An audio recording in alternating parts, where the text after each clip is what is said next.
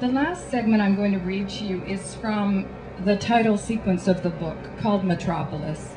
And it's a long poem in 12 sections, beginning in sort of Victorian Cabbagetown and moving through to various areas of the city.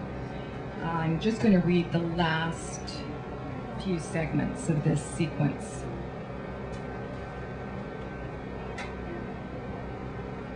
Winter throws its knives against the door. The heat from Sri Lankan restaurants, masala dosas and curries muffle despair in Regent Park. This city with its Esperanto streets, combined tongues and clavicles, behind each brine-edged argument, a residue of longing. In the ivory towers, academics carry on their lingua franca. The young want a more urgent language, eager to drink, to weep. Res publica, surfeit of interpreters, all speaking with insistence of a city named Babel. The man on the corner chants, sinners will burn forever. We must be guilty of something. We're doing time on the boulevards, stumbling to Bethlehem, Mecca, Zion.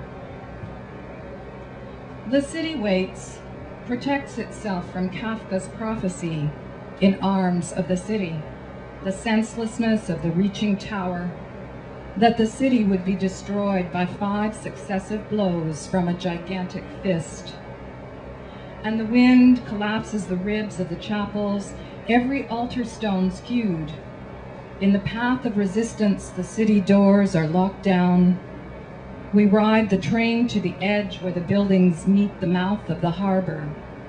Boxcars slice a path, leave a stiff suture. We hope the train will ease into Union Station, deliver a state of grace, some sacred ground where all lost things are recovered.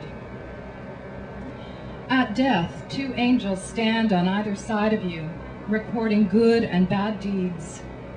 In gunfire streets, children are burned instead of fuel. She recites their names, children of Sharpeville, Sarajevo, Kigali, Beslan, infinite lists of cities. Necropolis, burnt sorrow in tank-rutted fields. Gangrenous stench, beds soaked in music. Scorched, we are cherrying the brain, Gothaming the mind.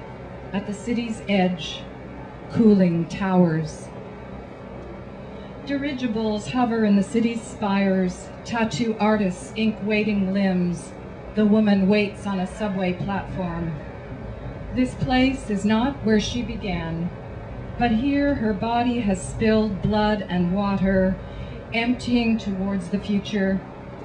Fresh scars ordained.